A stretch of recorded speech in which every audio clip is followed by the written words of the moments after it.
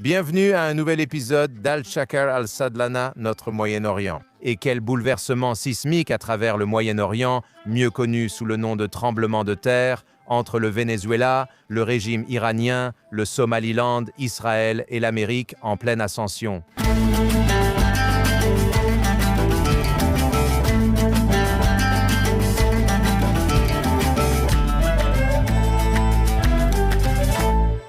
Nous sommes vraiment ravis d'accueillir un invité très spécial et un ami. Rowan Osman, qui est une fille du Moyen-Orient, une fille du Liban, une fille de la Syrie et, plus récemment, une fille d'Israël. Donc, nous avons. Rowan Osman, quel plaisir de vous compter parmi nous et d'entendre votre avis à ce moment clé de l'histoire moderne du Moyen-Orient. Merci de m'avoir invité, Dan. En effet, il se passe beaucoup de choses, et qualifier cela de tremblement de terre est un euphémisme. Comment pourrions-nous l'appeler? C'est au-delà d'un tremblement de terre. Ce pourrait être une explosion nucléaire. C'est une détonation nucléaire d'une région que, vous savez, on ignore où toutes les pièces tomberont, mais la région s'observe et se transforme. Vraiment à cause des déclarations et des actions très actives, confiantes et plutôt agressives du dirigeant du monde libre, le président Trump. Au lieu d'un tremblement de terre, j'appellerais cela une transformation. Et je pense que cela fait partie de l'effet domino qui a commencé le 7 octobre. Ce qui était censé être une guerre finale contre Israël a changé de direction et ce qu'on appelle l'axe de la résistance pourrait être surpris par une guerre finale, mais contre les dictatures. Et il faut admettre que ce qui s'est passé au Venezuela était un joli rebondissement. C'est similaire à ce que nous avons vu au Liban, par exemple, avec l'opération Fajr ou l'assassinat de Hassan Nasrallah.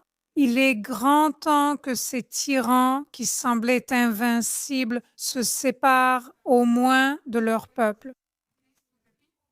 Je pense que l'on parle des Vénézuéliens ou des Libanais, au Liban où j'ai de la famille, ou en Syrie où j'ai des amis et de la famille, ou en Iran ou en Iran. Excusez-moi, le peuple iranien est beau et courageux et tous ces peuples méritent mieux. Tu es la fille d'une mère libanaise et la fille d'un père syrien. Comment le Liban a-t-il tenu si longtemps? Depuis le début des années 1980, le Hezbollah et le régime iranien se sont enracinés, faisant de l'État un pantin du régime iranien à bien des égards. Même si tu as des Druzes, des chrétiens, tu as 7 ou 8 grands groupes ethniques différents au Liban, mais en fait, le Liban a vu après le 7 octobre et cela a probablement pris un an.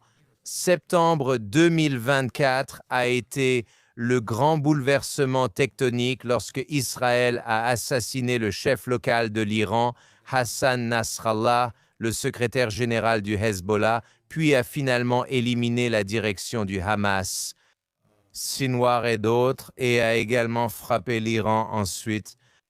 Du point de vue libanais et du point de vue syrien, ils regardent d'Israël et ce qui se passe dans leur esprit. Donc, juste après le 7 octobre, la réputation d'Israël a été ébranlée, surtout dans le monde arabe. Et cela a été couplé avec la propagande du Hamas ou avec la propagande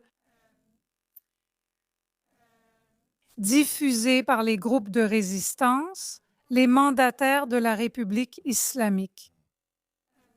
Ils ont convaincu beaucoup de personnes dans le monde arabe que les forces de défense israéliennes ne sont pas invincibles. Regardez ce que nous leur avons fait. Nous les avons humiliés. Le Hamas, une organisation terroriste, pas une armée, a mené une attaque parfaite. Et ce n'est pas pour faire l'éloge de ce qui s'est passé le 7 octobre. Donc beaucoup de gens avaient des doutes et ils pensaient que la fin d'Israël était peut-être proche. Mais au moment où Israël a compris ce qui s'était passé, lorsqu'ils ont repris le contrôle, lorsque le Mossad a rappelé au monde qu'ils étaient actifs, qu'ils ne dormaient pas, ils ont restauré la réputation d'Israël, surtout au Liban, surtout lorsqu'ils ont tué l'acteur le plus charismatique de ce qu'on appelle l'axe de la résistance. L'assassinat de Hassan Nasrallah a complètement changé la donne et, croyez-le ou non, dans de nombreux pays arabes, les gens dansaient avec des photos de Bibi Netanyahou célébrant Abu Yahir, le père de Yaïr. Cela a donc restauré la place d'Israël au Moyen-Orient et les gens ont compris pourquoi, en particulier l'armée israélienne, a acquis une telle réputation dans le monde entier. Donc, cela a redonné de l'espoir aux gens parce que si Israël avait été vaincu, comme les gens l'ont ressenti après le 7 octobre, si Israël avait vraiment été affaibli. Cela voudrait dire que l'axe de la résistance et ses mandataires, ces acteurs du mal dans la région, sont plus forts que l'axe formé par l'Occident entre Israël et les autres alliés, certains pays du Golfe. Et quand Israël a changé la donne, les gens l'ont compris. Il y a de l'espoir qu'il n'ait pas à vivre éternellement sous la merci des tyrans. Et souvenez-vous que juste après qu'Israël ait signé le cessez-le-feu au Liban, les troupes djihadistes se sont mobilisées et sont parties d'Idlib et en 11 jours, elles ont pris Damas. Ils ont renversé le régime d'Al-Assad. Suis-je heureuse de ce qui se passe en Syrie? Est-ce que je célèbre Al-Joulani? Pas du tout. Pourquoi pas? Pourquoi ne fais-tu pas Jolani? Et tu as dit Julani, pas Al-Shara. Parce qu'il est Al-Joulani et il est Al-Shara, je choisis de l'appeler Al-Joulani. Nous pensions qu'Al-Shara avait réussi à tuer Al-Joulani, ce personnage, et à adopter un rôle différent. Malheureusement, cela a été une énorme déception. J'étais heureuse lorsque les djihadistes se sont enfin débarrassés d'Assad ou l'ont repoussé, parce que nous avions besoin que le corridor entre l'Iran et le Hezbollah soit fermé une bonne fois pour toutes. Al-Joulani est arrivé et j'ai pensé, d'accord, il y a un accord, évidemment. Sinon, Israël aurait empêché ces djihadistes d'avancer et j'espérais qu'il tiendrait sa part de l'accord. Il était clair qu'il avait conclu un accord avec l'Occident, préparé à diriger, et que tout avait été planifié. Allait-il tenir sa part du marché? Je ne le vois pas faire ça. Qu'il ait perdu le contrôle sur les gangsters, sur les djihadistes qui ont refusé de lui obéir, ou qu'il ferme les yeux. Ce qui a été fait et ce qui continue de se passer aux non-musulmans en Syrie n'est pas acceptable. Tu veux dire, quand on parle de Souaïda, on parle de ce qui s'est passé. Mais pas exclusivement. D'abord, les djihadistes et beaucoup de rebelles ont maltraité les Kurdes, puis ils ont maltraité les Alaouites et le monde a détourné le regard. Parce qu'on ne savait pas vraiment qui était impliqué avec le régime d'Assad, qui ne l'était pas. Donc les gens se posaient des questions. C'est compréhensible, cette vengeance après plus de 5 décennies de règne d'Assad en Syrie. Et puis ils ont ciblé les chrétiens en Syrie. Donc, à l'université, ils ont humilié de jeunes hommes qui étaient assis avec leurs collègues féminines. Et nous avons vu les vidéos où ils se font tabasser, saigner, simplement parce qu'ils étaient assis sur le campus universitaire avec leurs amis. Et ce qui s'est passé en Suède a franchi toutes les lignes rouges. C'était ça.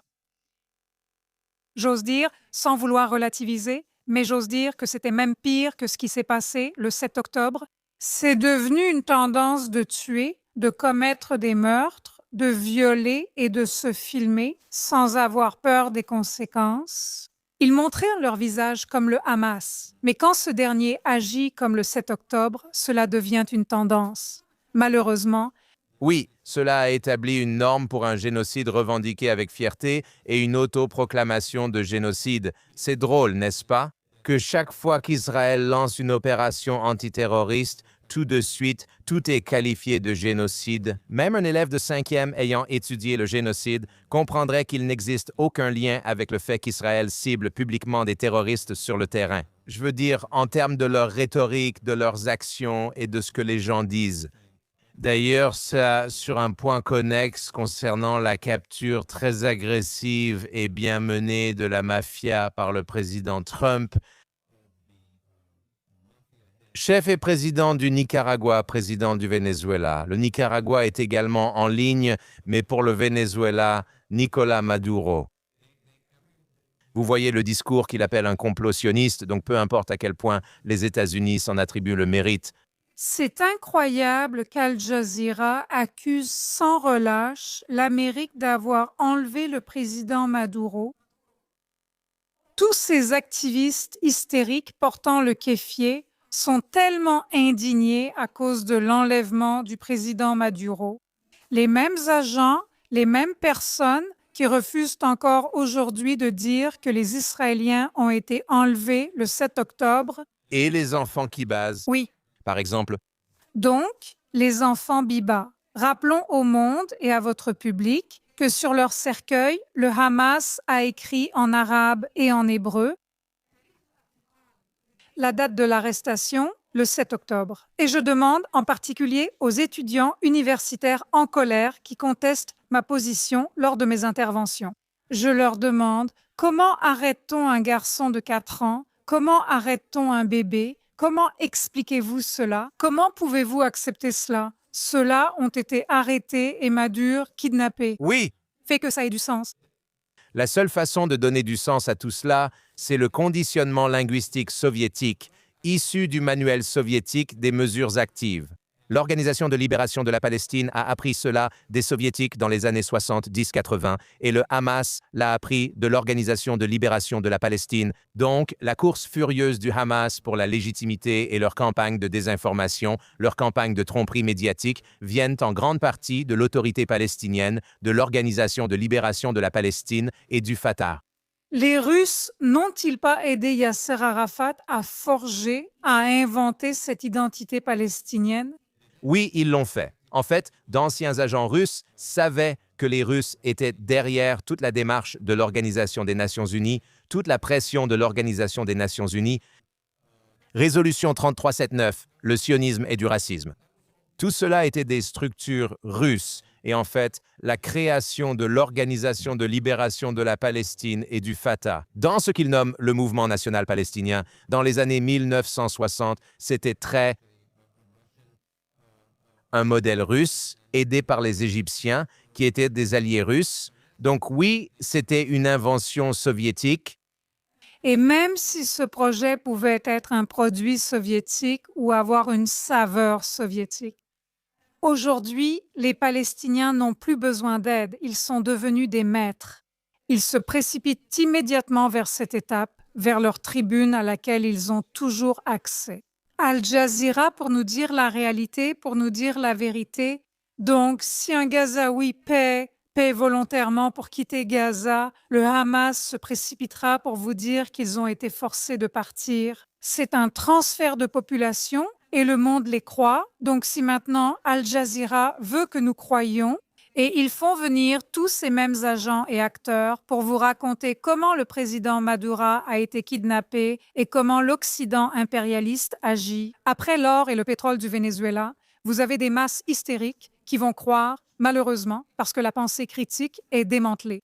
Néanmoins, je ne pense pas que ceux qui disent que le président Maduro a été kidnappé, et je parle des militants professionnels, des antisémites professionnels, ils pensent vraiment qu'il est un doux agneau. Ils savent qu'il est un criminel, mais ils refusent d'accepter quoi que ce soit.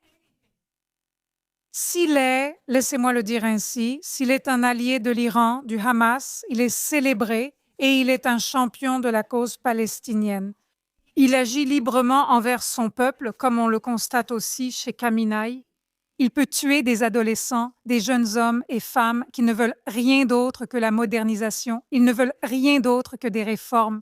Il peut toujours les tuer et s'en sortir parce qu'il est le champion, l'un des champions de la cause palestinienne. Les gens verront le Hamas exécuter des Gazaouis en plein jour et resteront indifférents parce qu'eux-mêmes sont les champions de la cause palestinienne. Donc cela n'a rien à voir avec le peuple ou avec le bien-être des Gazaouis. C'est devenu ce qu'un ami à moi a appelé un État de Palestine, c'est-à-dire un état d'esprit. Le palestinisme est devenu une instrumentalisation, en réalité, de l'islam. En d'autres termes, c'est devenu comme un mème. Et cela signifie le djihad, cela signifie la guerre islamique, cela signifie tout sauf le peuple palestinien en tant que tel. Et je veux revenir à la Syrie et au Liban dans ce contexte parce que ce que nous avons observé, nous avons essayé de le souligner. Ce point concernant notre Moyen-Orient, c'est que tout le Moyen-Orient est au milieu de ce grand djihad.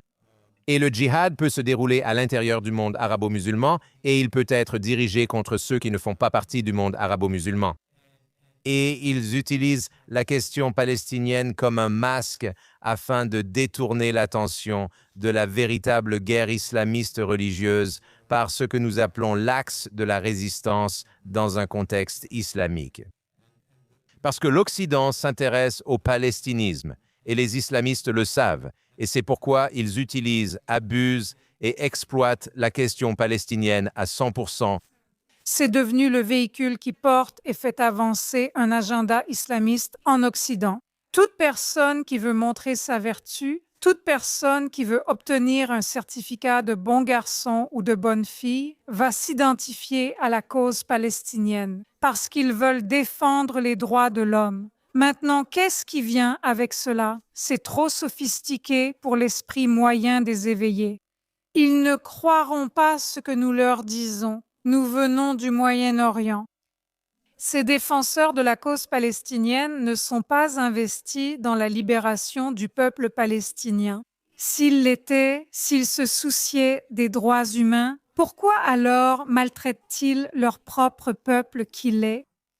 Regardez Khamenei, comment traite-t-il les Iraniens? Et Assad, comment a-t-il traité les Syriens? Plus d'un demi-million de personnes ont été tuées et le monde n'a pas bronché. Les Yéménites, prenez les Houthis, comment traitent-ils les Yéménites? Comment le Hamas traite-t-il les Gazaouis? Les ont-ils consultés avant de lancer la guerre? Comment le Hezbollah traite-t-il les Libanais? À cause d'eux, le Liban était un État en échec avec une économie en faillite. Et vous pouvez continuer la liste encore et encore.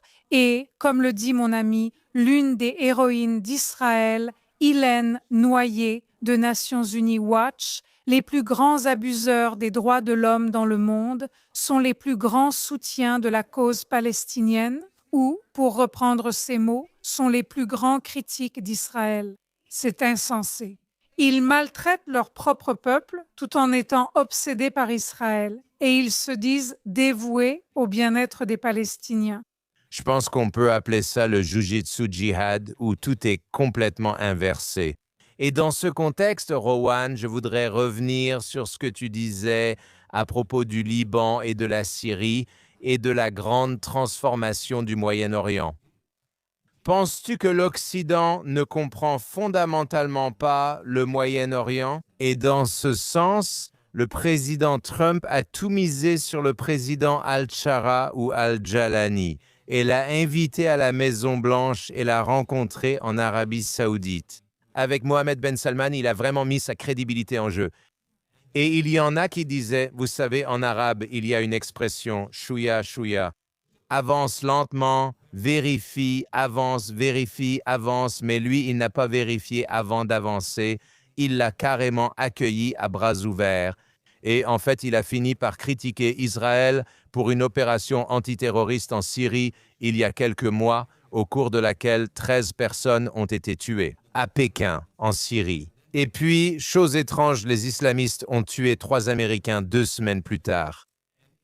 Et cela donne une image. Et je veux vous demander, en tant que véritable natif du Moyen-Orient, où l'Occident se trompe-t-il quand il s'agit du Moyen-Orient? Oh, l'Occident se trompe de tellement de façons différentes parce qu'il est très difficile de comprendre une idéologie aussi maléfique. Quand on projette constamment la bonté de son cœur, on n'a pas envie de croire qu'un tel mal existe. Le Hamas déclare vouloir exterminer les Juifs, mais la plupart des Occidentaux rétorquent « ils ne le pensent pas vraiment » et cela ne concerne pas que l'occidental moyen. Des politiciens sérieux continueront à parler à ceux qui vous disent « nous allons vous anéantir ». Ils penseront que la diplomatie fonctionne avec la République islamique d'Iran. Ce n'est pas le cas. Il y a un compte à rebours. Ils sont dévots, ils sont obsédés par Israël et voués à sa destruction. L'Occident ne comprend pas. Il y a quelques experts qui sont arabisants ou orientalistes, ou spécialistes du Moyen-Orient. Appelez-les comme vous voulez, eux aussi se trompent. Parfois, ils pensent que dans notre coin barbare du monde, même si la roue a littéralement été inventée ici au Moyen-Orient avant l'expansion de l'islam. Donc, nous avons des civilisations anciennes au pluriel, et ce que nous vivons actuellement, c'est une régression. Malheureusement, l'Occident aimerait se débarrasser de ce problème. N'oubliez pas que de nombreux immigrés et réfugiés continuent ainsi, vague après vague, encore et encore. Et il y a un impact sur les sociétés occidentales parce qu'ils exploitent les faiblesses des démocraties occidentales. Pas tout le monde, beaucoup, comme moi, fuient le Moyen-Orient parce qu'ils s'identifient aux valeurs occidentales. Mais nous ne sommes pas les plus forts, nous ne sommes pas la majorité, les plus bruyants, les plus actifs, voudraient un califat partout où ils vont. Alors que pouvons-nous faire pour arrêter cela? Nous parlons aux Occidentaux et nous leur disons: vous ne comprenez pas? Ils pensent que nous sommes islamophobes. Pourtant, la moitié de ma famille est sunnite, l'autre chiite. Je les aime beaucoup, ce sont de bonnes personnes, mais les islamistes ont un programme, ils sont investis dans ce programme et ils se moquent complètement de ce monde matériel. Ils s'intéressent à l'au-delà parce que c'est ce qu'on leur dit. Tu fais juste ton travail ici pour Allah. Tu essayes de répandre l'islam. Et puis après ta mort, tu auras ta Vierge et tes rivières de vin, ou peu importe au paradis, c'est de la folie. Dans le cas de l'Amérique, je comprends qu'ils ont essayé différentes stratégies et ça ne fonctionne pas. Ça s'est retourné contre eux en Afghanistan, ça s'est retourné contre eux en Irak et ils ont fait beaucoup d'erreurs. Parce que beaucoup de soi-disant experts ne comprennent pas à quel point l'esprit de l'islam est complexe, ils ne comprennent pas vraiment l'idéologie, ils ne parlent pas notre langue. Alors cette fois, j'ai pensé qu'ils essayaient autre chose, quelque chose de différent et quelque chose qui pourrait être intéressant. Si en effet, l'Occident a préparé Al-Joulani pour le transformer en Ahmad al-Chara afin de remplacer Assad, peut-être qu'il le pourrait. Ce nouveau personnage pourrait inspirer des milliers d'hommes désespérés en Syrie, mais pas seulement des Syriens qui pensaient qu'ils ne pouvaient rien accomplir dans leur vie sauf par le terrorisme, en devenant militants, djihadistes ou combattants. Parce que c'était un travail qui leur permettait de se nourrir, qui leur donnait un revenu et le sentiment d'avoir le contrôle, un certain pouvoir sur les autres dans cette jungle qui est devenue la Syrie après 2011. Alors j'ai pensé que ce nouveau personnage pourrait inspirer beaucoup de gens à faire demi-tour, à moins qu'ils n'aient du sang sur les mains, et à s'intégrer dans la société et à essayer d'essayer de développer d'autres aspirations en même temps. J'étais très inquiète. Bien que Tom Barak, l'envoyé de Trump en Syrie, nous ait donné l'impression que tout était sous contrôle. Quand Israël a détruit l'infrastructure militaire en Syrie, j'ai commencé à comprendre cela. Peut-être qu'Al-Joulani n'était pas totalement digne de confiance, même si lui, en tant que personne, l'était, même s'il avait conclu un accord. Au moins, nous savons qu'il y a peut-être des dizaines de milliers de personnes qui peuvent représenter une menace sérieuse pour Israël. Mais j'étais aussi préoccupée par les non-musulmans en Syrie, donc j'étais contente qu'Israël adopte cette attitude très rapide et agressive là-bas. Et cela fait 1 an que nous observons et malheureusement, les choses ne s'améliorent pas. Je parle à des Syriens sunnites, ils sont heureux, bien sûr. Pourquoi seraient-ils inquiets si vous êtes sunnite, si votre mère porte le voile, si vos sœurs portent le voile? Vous n'avez pas de problème avec Al-Joulani et son gouvernement. Ça ne vous dérange pas du tout. S'il y a une islamisation croissante dans le pays, s'ils invitent des gens, s'il y a une dawa active dans le pays, si les non-musulmans, que ce soit des chrétiens, des druzes, des alaouites, des ismaéliens ou des kurdes, s'ils sont intimidés, cela ne vous dérange pas, parce que les Syriens sont désespérés, parce qu'ils ont traversé l'enfer. Alors ils aimeraient donner une chance à Achara et à son gouvernement par espoir, par désespoir. Cependant, la région peut-elle se permettre un tel pari? Je ne sais pas. Et dans ce pari particulier, il y a deux aspects. Premièrement, nous voyons la région passer du sunnisme, de l'extrémisme chiite représenté par la République islamique d'Iran, à l'extrémisme sunnite représenté par le régime turc, par le Qatar et d'autres groupes djihadistes sous leur protection. Et pour revenir aux Américains, on voit une étreinte envers Erdogan, on voit une étreinte envers Botani, au Qatar, et on se demande, est-ce qu'on est en train de commettre essentiellement la même erreur en Occident que celle que nous avions commise avec l'Iran?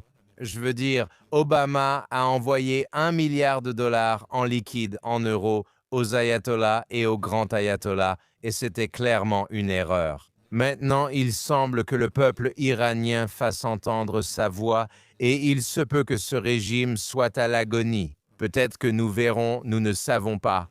Nous espérons, nous prions tous. Mais ensuite, nous avons un pivot vers le régime qatari légitimé et le régime turc. Et comment pouvons-nous comprendre cela? Je pense, c'est préoccupant ce qui se passe. Si Mohammed Ben Salman a organisé la rencontre entre Trump et Al-Shara, c'est une bonne chose. C'était préoccupant, c'était inquiétant, c'était très difficile à voir pour les Américains. Al-Julani/Akshar a été reçu à New York. 24 ans après le 11 septembre, il a prêté allégeance à Al-Qaïda. C'est très déroutant et très difficile à accepter, même à digérer. Mais je comprends que nous avons besoin d'une nouvelle stratégie. Donc, quand cette réunion a été organisée à Riyad, nous étions pleines d'espoir. Pourquoi? Parce que Mohammed Ben Salman a introduit des changements phénoménaux, des changements en Arabie saoudite. J'ai vécu en Arabie saoudite quand il y avait la police des mœurs, donc ce qui se passe maintenant est phénoménal. Donc nous sommes pleines d'espoir et nous espérons toujours que l'Arabie saoudite rejoindra cette vision alternative pour le Moyen-Orient, les accords d'Abraham. Donc ce n'est pas si fou ou tiré par les cheveux de penser que peut-être Al-Julani Achar a été inspiré par le nouveau modèle présenté par Mohammed Ben Salman. J'aimerais voir une nouvelle identité musulmane, celle que nous avons vue se transformer aux Émirats arabes unis. Donc, il y a du potentiel. Cependant, bien sûr, si vous êtes le Qatar ou la Turquie ou n'importe quel autre pays, vous essayerez aussi d'attirer le nouveau gouvernement syrien de votre côté. Surtout que les Syriens sont désespérément en quête d'investissement pour reconstruire le pays. Ils offrent un passeport à toute personne prête à injecter des capitaux dans leur pays et qui a plus d'argent que le Qatar? Mon Dieu! Peut-être. Mais donc ici, dans la dernière partie de notre conversation, tu es né, tu as grandi à nouveau avec une mère libanaise et un père syrien, et aujourd'hui tu es vraiment une fille de Jérusalem, une fille d'Israël. Et c'est inspirant parce que tu sais, cela fait longtemps que nous soutenons qu'Israël est le pays le plus autochtone dans ce qui est aujourd'hui la majorité arabo-musulmane du Moyen-Orient et qu'Israël est l'une des nombreuses minorités de la région. Mais d'une certaine manière, ton cœur s'étend pour devenir une fille d'Israël. Aide-nous à comprendre l'indigénéité d'Israël telle que tu la vois au Moyen-Orient, ce que pourrait devenir Israël, et comment Israël devrait se comporter avec la confiance d'être un membre autochtone du Moyen-Orient. Donc, en mai 2024, nous avons eu une conférence à la Knesset et j'y ai pris la parole. Et j'ai dit aux Israéliens à ce moment-là, et je le crois toujours de tout mon cœur, Israël est notre espoir. Au Levant, beaucoup de gens me demandent, que signifie le Levant? D'accord, ce qu'on appelle le Moyen-Orient. Israël est notre espoir et inspiration. Pourquoi ai-je dit cela? Depuis plus de 1400 ans, chaque minorité de notre région est harcelée, a été harcelée, opprimée, humiliée, chassée, diluée, anéantie. Et Israël a réintroduit la dignité de nombreux peuples autochtones dans notre région. Quand les premiers sionistes ont dit « Non, nous rentrons chez nous, c'est notre terre », Que vous l'acceptiez ou non, nous ne demandons pas la permission, nous pouvons coopérer, nous pouvons être partenaires, mais je n'accepte plus d'être votre sujet. Vous ne me direz pas comment je dois vivre, ce que je dois faire. Et cela devrait et peut inspirer. Les Maronites au Liban, les Coptes en Égypte et beaucoup d'autres minorités dans notre région, mais aussi les Kurdes qui ne sont pas une minorité, une civilisation ancienne qui a pleinement le droit de vivre dans la dignité et de pratiquer librement, sans que les djihadistes ne les prennent pour cible de temps en temps, ne les traitent de porcs, ne détruisent leurs sanctuaires, ne détruisent leurs églises, ça suffit. Et qui a osé ouvrir la voie pour tous les autres? Les Juifs, peut-être. C'est pourquoi beaucoup dans le monde musulman et arabe sont déterminés à faire échouer ce projet. Parce que si Israël réussit, beaucoup suivront ses traces, et c'est notre espoir. Et en tant que personne qui a vu les deux côtés de la barrière, j'aimerais que d'autres pays du Moyen-Orient deviennent comme Israël, où chacun peut pratiquer sa religion librement. Vous allez à Haïfa, vous voyez les Ahmadis, les Bahaïs ne peuvent pratiquer librement qu'en Israël. Personne n'est forcé de se convertir. J'aimerais que les femmes dans le reste du Moyen-Orient soient traitées comme les femmes le sont en Israël. Quand des pilotes féminines larguèrent des bombes sur l'Iran, j'en ai encore la chair de poule. Imaginez cette idée. Voilà ce qui arrive quand vous émancipez vos femmes. Elles vous aident dans chaque combat. Alors que les femmes, même mineures en Iran, sont désespérées d'enlever le voile. Alors qu'en Irak, à notre époque, l'âge légal du mariage a été abaissé à 9 ans ce soir. Pas au 7e siècle, donc alors que beaucoup essaient de nous ramener au 7e siècle, Israël est une source d'inspiration à tous les niveaux possibles. Cela ne veut pas dire qu'Israël est parfait. Il y a place à l'amélioration, mais ce pays a le potentiel de grandir et il le fera. C'est pourquoi je dis que c'est notre espoir. Et j'aimerais que plus de gens, surtout dans le monde arabe, comprennent pourquoi il leur est interdit de parler aux Israéliens. Parce que s'ils connaissent la vérité, ils exigeront tous que leur pays devienne comme celui-ci. Eh bien, je pense que tu as tout dit, Rowan. Je pense que tu nous as donné une raison d'espérer pour un Moyen-Orient constamment en crise, mais aussi à la limite du potentiel, des opportunités et des réformes. Et un Moyen-Orient dans lequel le lion de Juda, le lion de Jérusalem, reste fort et sert d'encre. Un Moyen-Orient dont l'identité est encore en évolution et quelqu'un comme toi qui a tout vu, tout vécu et toutes les différentes cultures du Moyen-Orient. Tu es particulièrement bien placé pour nous enseigner et nous aider à comprendre la profondeur de cette gamme spectaculaire de cultures à travers la région. Nous te remercions, Rowan Osman, pour cette merveilleuse conversation à propos du Moyen-Orient en crise, mais aussi du Moyen-Orient porteur de potentiel et d'espoir pour la sécurité, la stabilité et la prospérité de la région et du monde. Ce fut un plaisir, merci. Merci, Rowan.